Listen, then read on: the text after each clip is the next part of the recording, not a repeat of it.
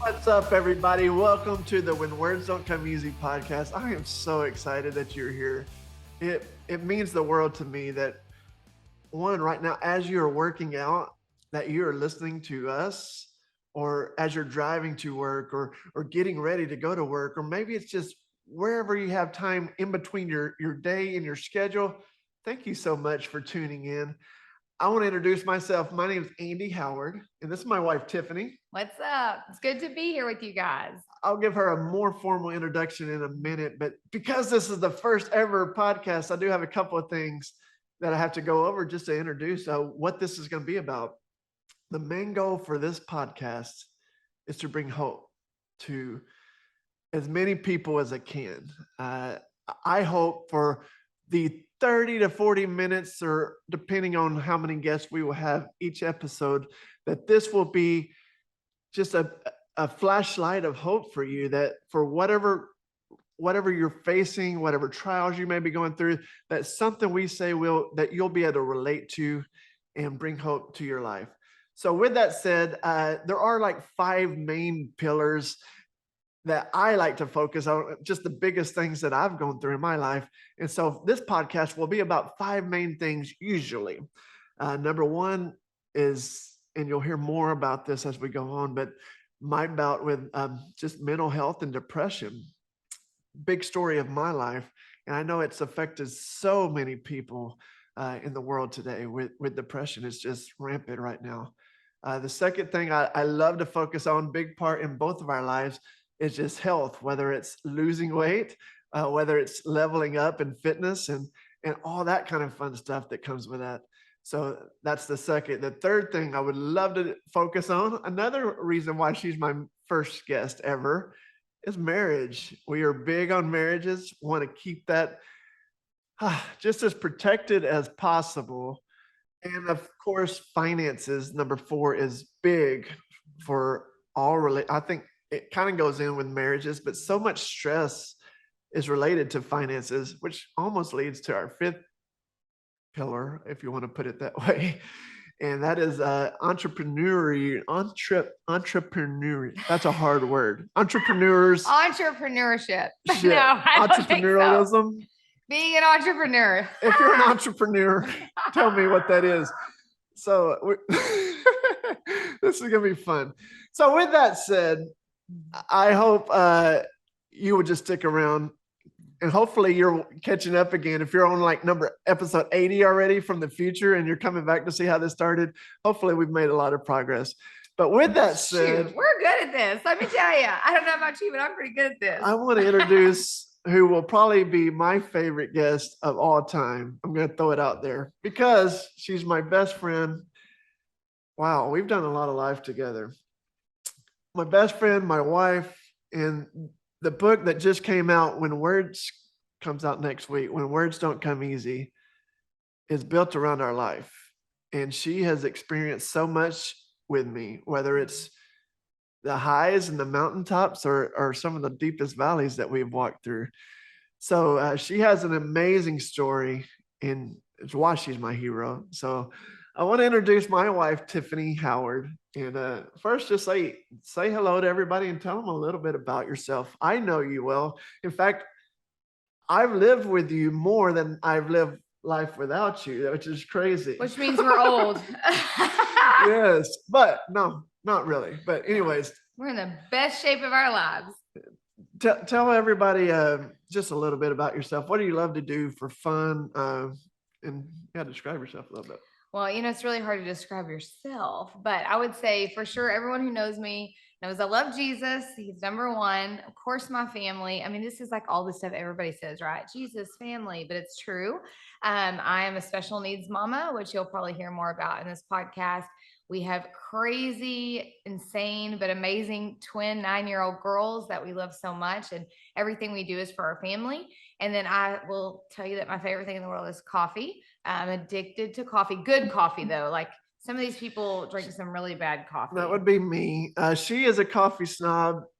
I don't know if I'm allowed to say, if Starbucks wants to sponsor me, I am here for you. I drink Starbucks like it's going out of style just because I just need a double shot. She says that's like kind of the fast food of coffee. I don't even know what that Sorry, means. listen, we probably just offended like half your audience. I love it. You hate He it. loves it. I hate it. It's okay Sorry. though. Sorry. Anyways, we will move on. I digress. So Maybe we we need love to. coffee. I love health. Obviously, you'll probably hear more about my story here in a minute, but I absolutely love health. I love fitness. I used to not believe me. So some of you are already like tuning out because you're like, who are these weirdos that love fitness? But we do. And then I love cooking. So that's something that some people know about me. It's like my favorite thing in the world is cooking. I have fond memories of doing it with my dad. And so my favorite thing at night is to spend time in the kitchen cooking an amazing meal for this guy and our kiddos. My best compliment I ever get is when they tell me that the dinner was good. Like that is my favorite compliment that I ever get. And it's the only place I'm actually really creative.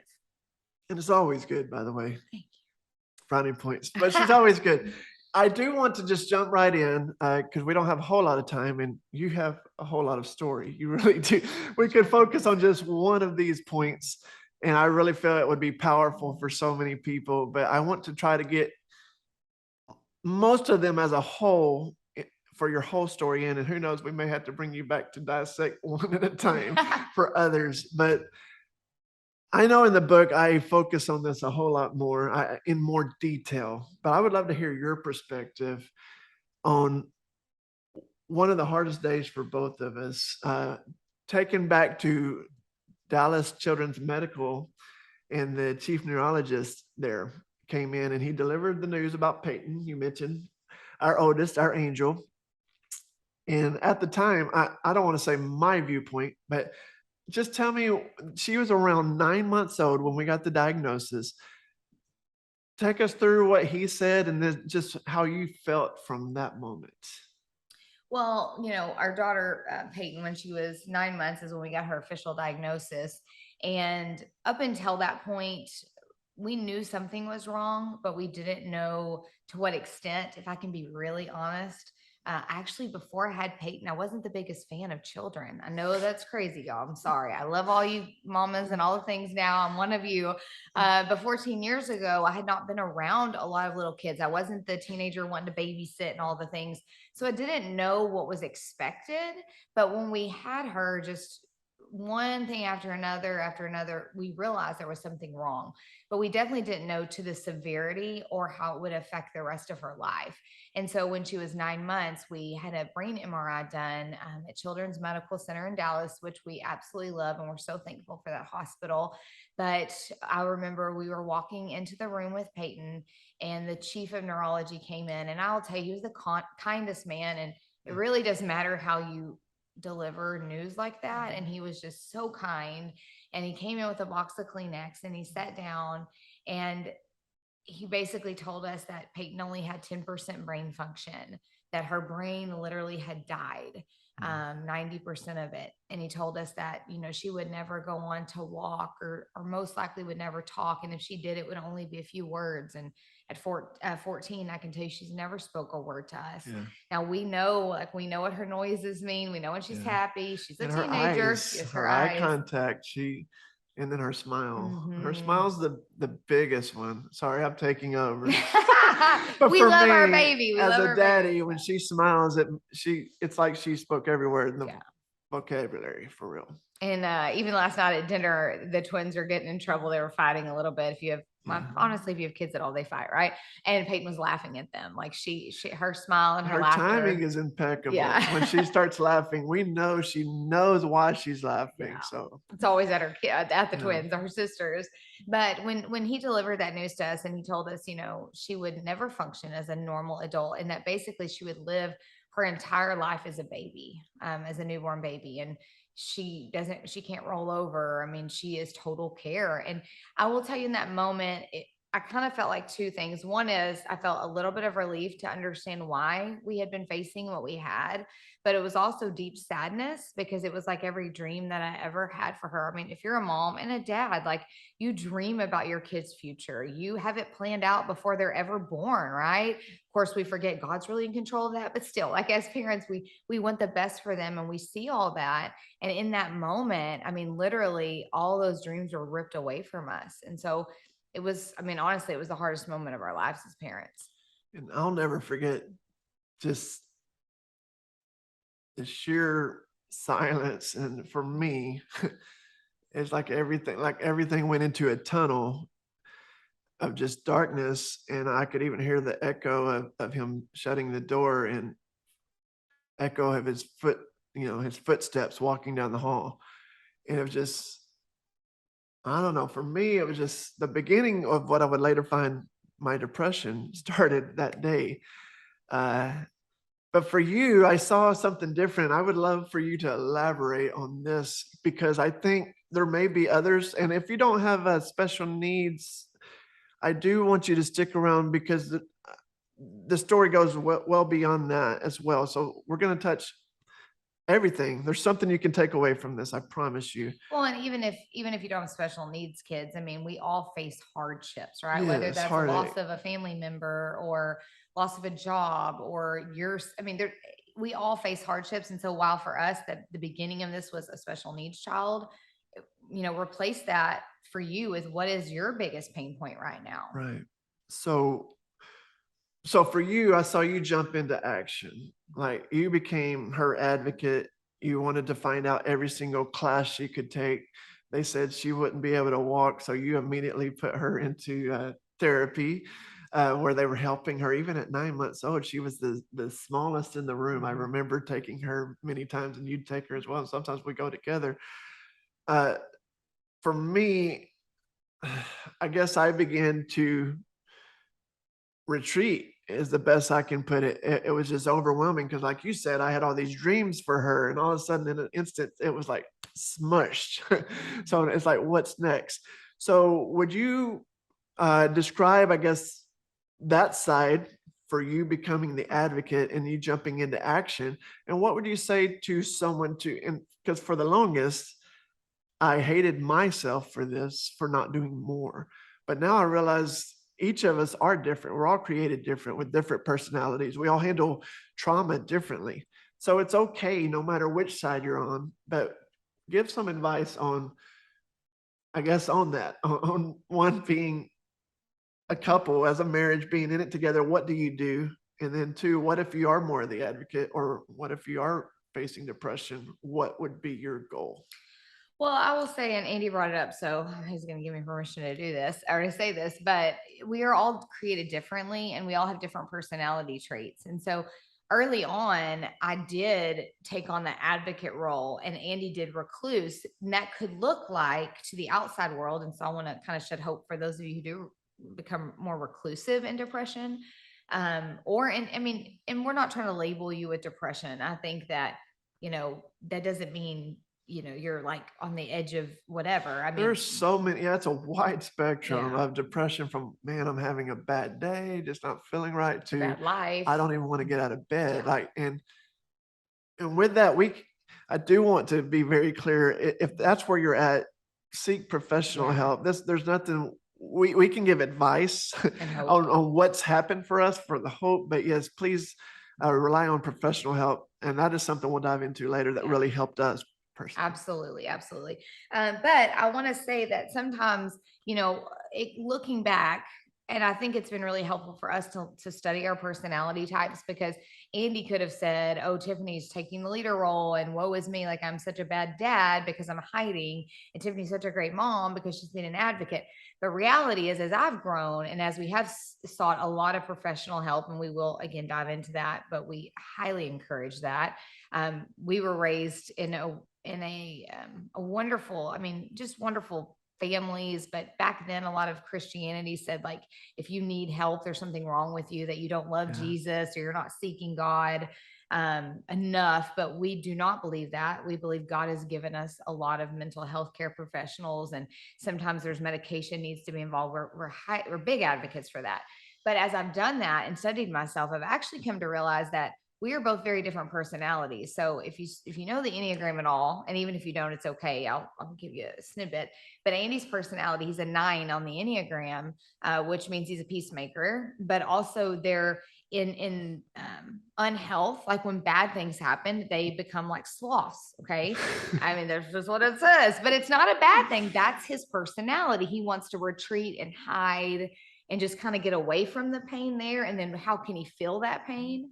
Whereas my personality type, I'm a 7 with an 8 wing on the Enneagram. And that means that I hate negativity. Like I don't want to feel pain at all. So what do? Is I look for the most positive thing and then I attack it to cover up the pain. So I stay busy to cover that pain. And that's what I did. So reality is it looked like I was such a great mom, but honestly, I was deeply hurting and I was in depression, but I was trying because I didn't want to feel the pain. I would cover that up with what doctors can I find for her? What appointments can I get for her? What therapies? Oh, this is, she's going to be great. She's going to be fine. Positivity.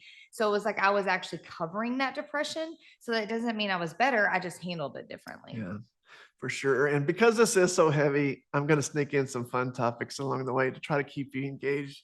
We got some crazy stories. We do have some crazy stuff. I do remember when we first started dating, and the first time I ever met you, actually, I was sit for this one. I was going to be a rock star. I have pictures to prove it, y'all. Side text me, I'll send them to you. No, this is true. But early on, I was determined. We had a band. It was going to be all. Anyways, that I digress. We were at the end of the show. We had played in Kaufman, Texas, her hometown, and she walks up to our booth, our merch table, and we had these little 8x10 photos of the band for $1. Do y'all remember that stuff? That's so crazy. She had 47 cents. I was rolling in the money, y'all. And I let her have one. I made the business decision. I was cute. That's what it was. No, just kidding. The joke is on her. It was not even worth 47 cents. I actually printed that the night before in my bedroom, printed that sheet so that we'd have something to sign. Anyways, that's the first time I met her. But taking you back there, when we first started dating, it was October of 99. I remember this well. And we got a call from your parents. So we were actually studying in a play at our church. We were doing a lot of rehearsal there. And we got a call that you need to come home. And so fast forward, her parents had to make a very hard decision with her sister's life to remove her from life support. That was one of the first, I think, big, I don't know, you've had so many obstacles in your life, but that was one of the first big hurdles you faced. Take us back there. And that was, gosh, when you were 15 years old. What was that like? I guess, how did you get through that? And just tell me more about that.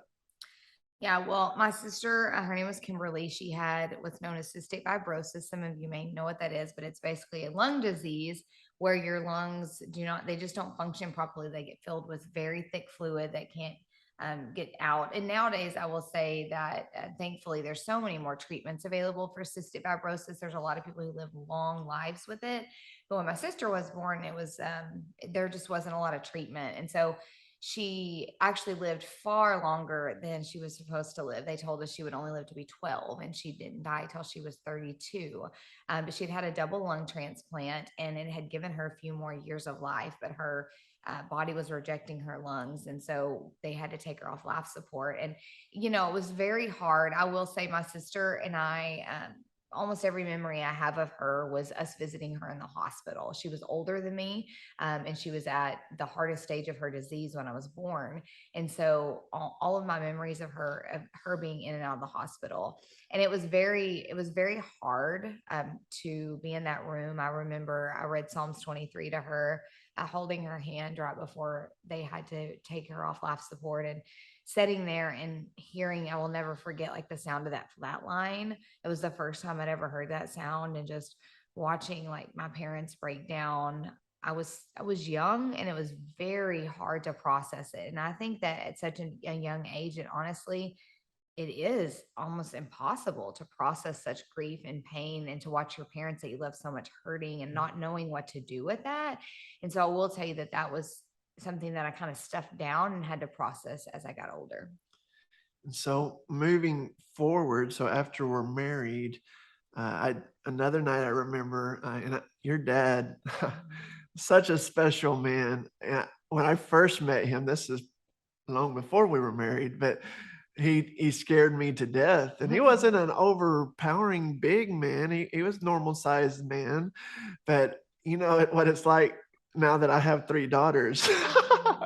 So first time I met him, I do remember though, when we found out we were having Peyton, so excited. We had big news. They said, well, we have some news as well. We met them for dinner that night to share our news, but we received some other news that night. Tell me a little bit about that. Maybe a little background about your dad first, but then about what we found out that night. And that was probably maybe the biggest gut punch. You've had a bunch of them in your life, but tell us about that if you don't mind peeling that back. Yeah, so my dad was my hero. I mean, seriously, he was my hero. And in my eyes, my dad had never done anything wrong. Like growing up, I faced a lot of trauma early on in my life that we probably won't have time to get into in this podcast, but I faced a lot of trauma and a lot of pain. And my dad was my safe place. Like I always knew with my daddy, I was safe. I was unconditionally loved.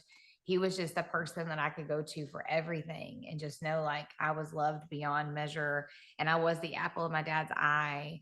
And my dad was he was my best friend in the world. I mean, I know that everyone has a different experience with their dad, but my dad really did in a lot of ways represent like the Heavenly Father's love for us. And so when we went to tell my dad we were pregnant, we had waited 5 years after we got married to have our first baby. And we were so excited. And I remember going to the dinner, and it was at, I think you still have that. It's a Black Eyed Pea in Texas. I don't think they I even don't have even those remember anymore. where it was. I remember because it Amazing. was a hard day. Yes. But it's country cooking. So that's us in Texas. But we went, and I had wrapped a little bib and it said world's greatest grandpa on it. And when we got there, I gave it to my dad for him to open. And I remember, and I actually still have the picture today. He opened the bib and held it up. And at first it was like the biggest grin. And that's the picture I have. He was so excited. And then it was like seconds later, like that joy turned to sadness. And in that dinner, he told us that he had been diagnosed with brain cancer and he had less than 3 months to live. And so he was so excited. And then he realized he would never meet that grandbaby.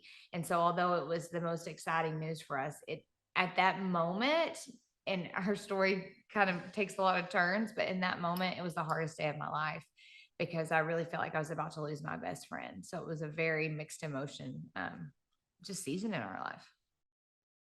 And just hearing it again, and I know this story, and I've heard you tell this story thousands of times. Well, thousands probably is not right, but A lot. you've Yeah, shared for it a sure. lot from stages all over the world. And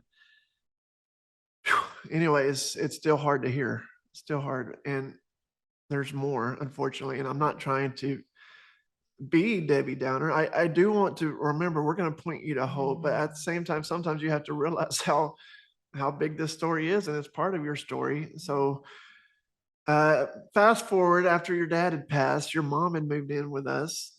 You guys grew up on a farm, and she had lots of land and way too much to take care of after your dad had passed. And so it was just the right decision. And she was still grieving, and we didn't realize how bad she would put on a poker face. We knew she wasn't happy, but she literally died of broken heart syndrome, is what they called it. She had a heart attack from grieving to death. But that morning, you woke up and you had found that she had passed. Very unexpectedly. Great shape. She was Yeah. always in a picture of health. She never had, as far as we knew, weight issues or anything like that. Very. She was 52 when she passed away. And I remember she had moved in not only to just not be on the farm. I grew up on a huge ranch, and listen, I got the most country upbringing, which if we had time to go to my fun stories of the horses and the chickens and the pigs and helping the cows be born. Someone asked me the other day, how does that happen? We won't get into that on this podcast, but I loved it as a child. It was my whole childhood, riding the horses, all the things. But she had moved into, she couldn't take care of that anymore. And then also to help us with Peyton, my dad did end up passing 3 months later before Peyton was born. And my mom actually was a home health nurse. And so she moved in to help us with Peyton because Peyton was having seizures and all the, Things, I mean, just yeah. everything, failure to thrive. She was in and out of the hospital. In fact, At 9 months old, when we got her diagnosis, she was still wearing preemie clothes. Like that's how small she was. She was still 6 pounds. And so my mom had moved in to help us. And when Peyton was 3, I had gotten up. In fact, the night before, I remember being in the kitchen with her and telling her, I love you. And she did so much for ministry in the church. The next day, she was going to do something called Junior Bible Quiz. For anyone in the Assemblies of God denomination may know what that is. She was over it, and she was so excited to be with her kids. She loved kids. And I told her good night. And the next morning, I got up and I went and laid in Peyton's bed with her for a few minutes, like I did every morning. And then I went into the bathroom to get her feeding tube so I could feed her. And when I opened the door, I found my mom dead in the floor. She had had a massive heart attack while she was showering. And I will tell you that that became the worst day of my life. Like every moment of my life was hard, all the things, but then that was the new worst. And I will never forget walking out of that bathroom. Andy was still asleep and I was screaming. And I remember just falling to the floor in our dining room and beating the floor and asking God, why? Like, why did you do this to me? Like I did, I was blaming him. And I felt in that moment like so alone. Like I knew that at that moment, my entire blood family, my sister, my dad, my mom had all died. I had no more immediate blood family alive, and even our blood family outside of them I was not close to. And so even though I had Andy and I had Peyton and I had Jesus, I felt like the most alone I'd ever felt in my life. And I don't know if you want me to go into this, but I entered a year of extreme depression, to the point, and I've shared this publicly, that I believe, I really do. I never had ever contemplated suicide, or even through all the pain, I'd always turned to Jesus. But I really believe that, and this is what I want you to know, and I'm sure we'll share more of this, but God truly will use everything that the enemy means for bad for your good. His word cannot lie. I mean, it's sharper than any two-edged sword, and whatever he says, it cannot return void. And so his word is living, and he says that everything that is meant for your bad, he will use for good. And so I actually believe with all of my heart that because of Peyton's diagnosis and her need for both of us, without us, she wouldn't have been alive. I mean, she needed us for every breath she took. Because of that, I knew I couldn't leave her. Like she desperately needed me and Andy, because no one would love her and take care of her the way we did. And it was because of that, God used that, I believe, to keep me on this earth, because I believe that without Peyton and without Andy, I would have taken my life. That was how deep of a dark hole I was in. And I remember every night just falling asleep and just saying, God, why can't you just fast forward 1 year? Like, can you just fast forward and take the pain away? Because nothing I could do would make that pain go away. And we were pastors at the time, which is what's even crazier. And so I share that to say, we have a lot of the story we cannot tell you in this amount of time. I'm sure we'll do this some more, but we were pastors. And even as a pastor, like I would get up and go to church and put on my happy face and pray for everybody at the altar. But yet I felt like I was dying on the inside. And with that, and other things you had mentioned from your childhood that you didn't mention, you said you had a past. Fast forward, you ended up at 317 pounds. And I'm not just saying that, but I ended up at 345 pounds. It was a mess.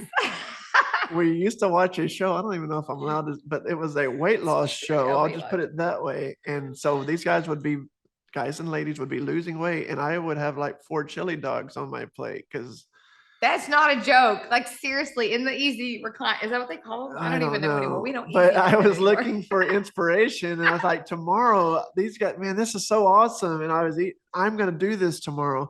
But I do joke about that. But I say that don't ever give up on your tomorrows. I know it kind of sucks when people say, I'm going to start Monday, or I'm going to start. Don't lose hope on them, because there is hope. Maybe it's tomorrow. Maybe your tomorrow just. Anyways, I digress from that. Well, but tell me, to be ready. I mean, yes, when you're ready, and when we were ready, gosh, you can almost split our lives, our timeline from pre-overweight to post-overweight, 2 different lives. So that's what I was going to ask you. Tell us about your journey from there on, because you were 317. You've lost well over 200 pounds in your life. And multiple times on the 100, but overall 200 total pounds. And now, good grief, you have ran a half marathon. You've ran several Spartans with me. Yes, with you. Love it. 5Ks, 10Ks, all things. All of it. Tell me more about it. Well, yeah. So I had actually, even though I had a lot of the pain that I've shared with you just in this podcast, I actually had some pain in my childhood and started using food for a couple of things my therapist taught me recently. I always thought food was just for comfort and I would feed my emotions with it. And in some ways that is true. Like Andy and I, when Andy's going to have some amazing people on his podcast that have struggled with drug and alcohol abuse. And that was their coping mechanism. But for me personally, food was always my coping mechanism. And I was raised in the old school church, so food was like everything. I mean, what the potlucks, all this stuff. We talked about the drugs and alcohol, but we never talked That's about the food in the one church. sin that is okay. And I say it somewhat jokingly, but it's sad, but true in church world. Like, well, we don't address food. Well, because normally the people in ministry are struggling with it themselves, which hello, that was us. And so food was always like my vice, but it was also my way to control. And that's something I've learned recently. That's why it's so important that you just really do some deep work on yourself. It took me to be 37 years old to realize that I didn't feel like I had control of anything in my life. Like someone was always controlling me or the pain, all this stuff was happening, but I could control my food. And so I was controlling it, but I was overeating. And so I became a closet binge eater by the age of 8 years old. And fast forward my whole childhood, teenage years, I mean, I was at least 100 pounds overweight through all of it. And I would be bullied. And I had extreme dyslexia as a child. And I was bullied for that and just in a lot of pain. And so I was eating and I lost and gained 100 pounds 4 different times by the time we were married. And I could get the weight off, but my head was so screwed up that I never really learned healthy habits. I learned diet mentality, yo-yo dieting. So it was all or nothing. And I'd lost the weight, gained it back, lost the weight. And by the time I was 18 years old, I was 317 pounds. And I had a huge wake up call as I was walking up some stairs one day at these wonderful apartments that I worked at. I was giving out eviction notices, y'all. And I walked up the stairs and felt like I was having a heart attack. And I was 18. And, it's funny that was a wake up call, but not enough, and I think that that's one of the things that I would encourage you with too. It's like Andy was saying, we were watching that show, that weight loss show. But what we were doing is we were like living vicariously through those people versus saying, hey, why can't we do that? It was great for them, but seemed almost unrealistic for us. Yeah.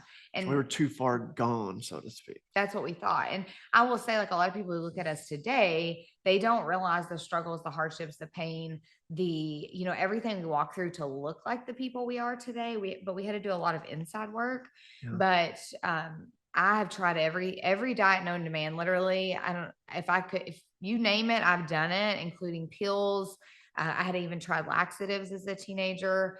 I had gastric bypass when I was 18 years old. And although I lost the weight initially, it didn't change my thinking. In fact, it actually made it worse because I became insanely obsessive about food and working out to the point of like, I would eat a cookie and I would look at the back of the box and it would tell me how many calories it was. And I would get on the treadmill in my room and burn the calories off.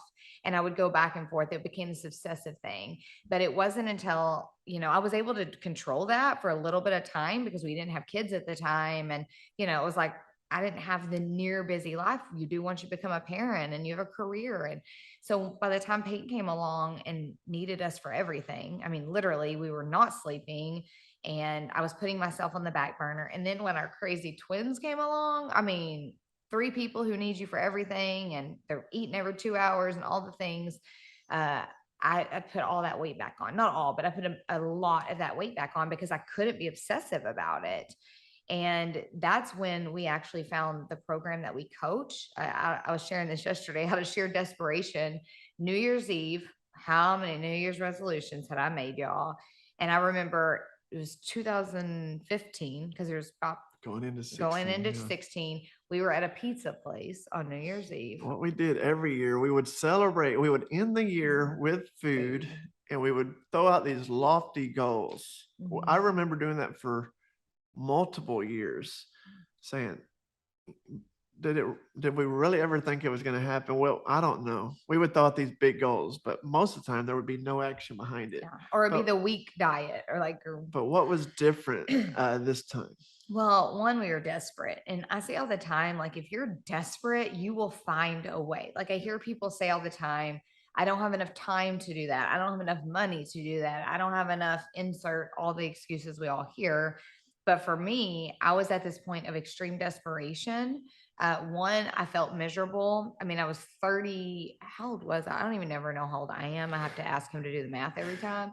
But I was probably around 31, maybe. At what point when you That started? moment, we started a program. No, okay. Well, yeah, 7 years ago. Yeah, So it would have 31. been 30 to 31. Yeah, Yeah. somewhere in there. Okay, You're somewhere in there. 37 now. Or am I supposed to say that? I You don't can know. say I don't care. Shoot, I look better at 37 than I ever looked at 20. Okay. I've done a lot of work on myself, but I was just at 31 years old, I felt like I was 100 and I was desperate. And also a big motivator for me was my children, our kids.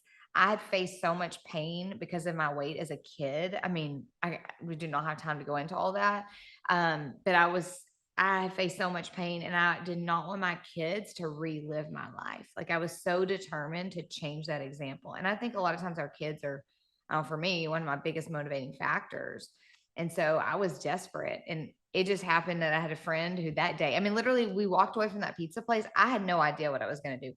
You actually, I did. I had a plan because, my guy is The Rock. if you don't know, Andy has a man crush on The Rock. If you're listening out there, Rock, I would love to have you on the When Words Don't Come Easy podcast. Kind of joking. Kind of but not really. No, we've had this discussion, and honestly, if I could have dinner with only one person, whether it was The Rock or you, I'm sure you would understand. I'm totally kidding. I would kinda, understand because but you give me would. everything. Anyways, I saw he had this advertisement, and I don't even know if I don't know. Anyways, because I don't know how much he even knew about it, honestly, because it was a 2-week guaranteed free, no questions asked trial on these diet pills. And I had done a lot of diet pills, y'all. And I ordered them and I never even opened them because we stumbled on this amazing program. And then so I tried to send them back. And believe it or not, there were a lot of questions. It said no questions asked. And I answered more questions than you can imagine. And never got my money back. And I don't think those people even knew The Rock because never mind. We don't care now, though. We don't care. We don't care. Because, and ended up is I went home from that. He had his pills ordered, but I went home from that lunch going, I'm not doing pills again. I've done it. It doesn't work. Again, I knew it wasn't about the diet. It was about this. But there was a want to, even though I was going the wrong direction. I later found out I wanted to fix it finally. So here's the crazy thing. We're about to wrap all this up. I promise. So a few more minutes here.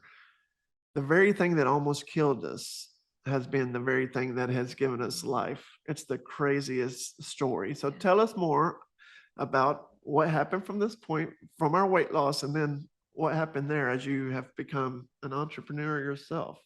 Yeah, well, it really is crazy. I think that one of the biggest encouragements that I want to just help you to see is God has like so much in store for our lives. And I look back at that time up to that point in my life and how much pain and trauma. And I don't play the victim at all. In fact, I believe that because I don't play the victim, it's why we have the life. But there was so much pain and trauma and heartache and brokenness. And there was moments we were, 7 years ago, y'all, we were on food stamps. Like, we were working. Andy, again, we have so much to our story, but Andy was working 3 full-time jobs. I was working 3 full-time jobs, taking care of our disabled daughter, taking care of our twins. And even with all of that, we still couldn't make ends meet. And we were on government assistance to help us feed our family. And so I tell you that to say, like, we were in a really dark place. And there were moments I would lay awake at night. In fact, the other night as I was sleeping, I thought, like, I now sleep in peace. And before, there was multiple days a month I would lay awake going, how are we going to pay our bills? How are we not going to get the water shut off? How are we going to have electricity? How is this car not going to get repoed? Because we'd had cars repoed. How's our house not going to get foreclosed on? And we were doing everything we can. And I just now, like, I just see this beautiful vision of God sitting on the throne, like saying, like, hey, I have a plan. Like, just trust me. Like, all your pain, all of it, I'm going to use for your good. And I will Yeah. tell you that I actually believe that had I not lived, you'll read so much more in the book. But had we not lived through all of that pain, I do not believe we would be where we are today, because we learned dependence on God. We learned insane grit. Like, every single thing was just a stair step. I do believe that every pain, every heartache, every broken place was a stair step to the life that we live today. And so through all of that, we lost a ton of weight. I mean, I lost total in my whole journey, I've lost 200 pounds. Andy's lost what, well Like over 100 150, pounds, yeah. 150 pounds. We lost a ton of weight. We continue to level up. We became entrepreneurs. It is mind blowing to me that the thing that held us captive our entire life, for me, my entire life, is the thing God used as the key to my freedom. And I just want you to know, like, everything that you're facing, like, God will use for your good. You just have to let Him and just surrender to that, and just know, like, your life isn't doomed, your life isn't over. It doesn't matter how much pain and heartache, how many bad choices, the bad decisions I've made, y'all. I mean, if we could go back to the girl listening to Marilyn Manson with pink hair, okay, like, oh, if I could just get a hold of her. But I so many times want to go back to that person that was facing all the pain in my life and say, God has a plan. Don't give up. Like, there is more coming. And our story is not like, yes, our story is rare, but I don't believe it has to be rare. I believe it's because so many people give up too soon. For sure. And if I could leave you with anything, I would tell you that, and hopefully her story is an example, and there's even so much more, but we've had to try to condense, I guess, the highlights, or maybe the lowlights is what you would call it. Which turn to the highlights. But they did. They all pointed, and that's why she is my hero, because she has taken on everything with such grace and just shines. And if I could leave you with anything, I would tell you that true growth comes in the valley, right? We all want the mountaintop experiences. And we've had a lot of those that we could come back and do another podcast of just the fun, happy moments of mountaintop times. But true growth comes through the valleys. And so you can't experience or enjoy the celebrations and the highs if you do not experience the lows. So no matter where you're at today, if you're having you're just in a funk, or if you're in like what you would consider deep depression, I want you to hang in there and know that there is hope.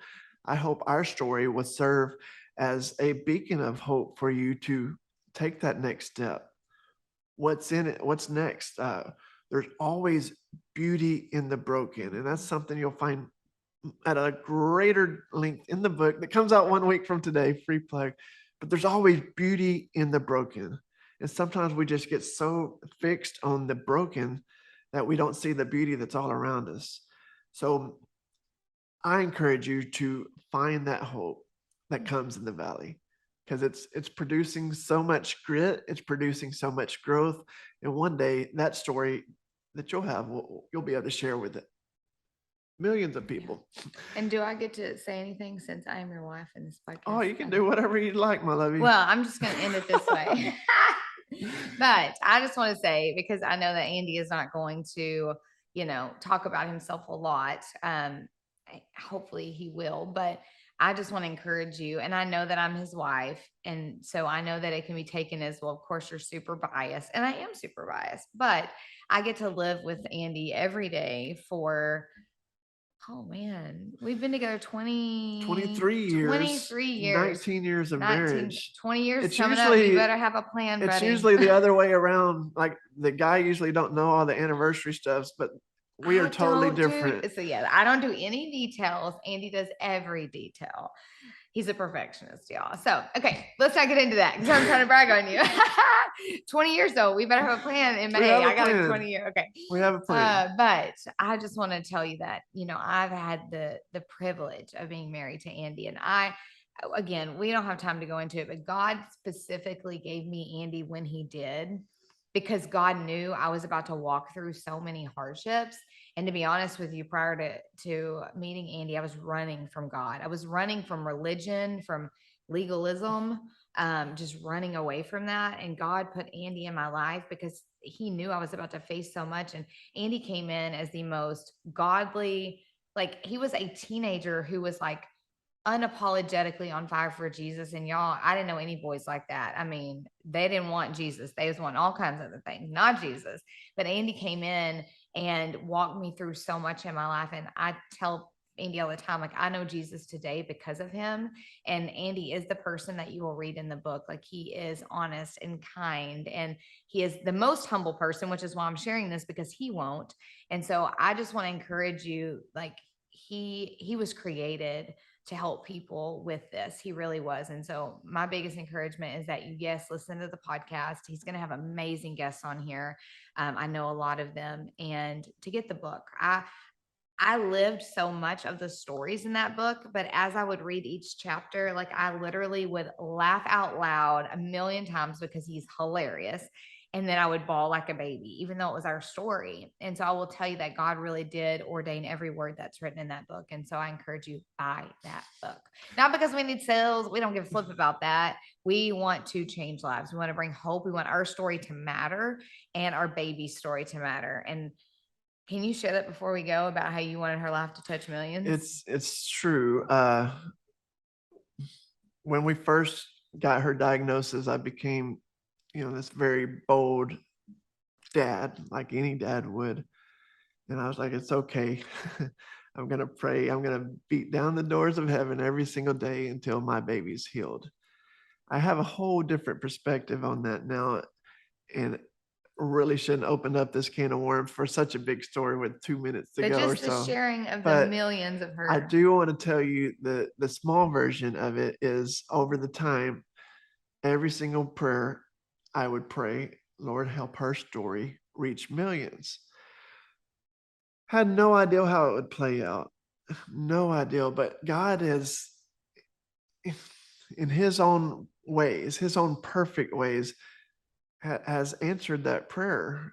And it's not the way I would have did it. I always envisioned her just being like raised up from her wheelchair, or some kind of viral video of healing just going across. But yet I have been all over the world getting to share her story, from South Africa to I got to speak in Cancun, even sharing her story. And it's like every time I get to tell about her, so many more hear it. And now I've got to write a book.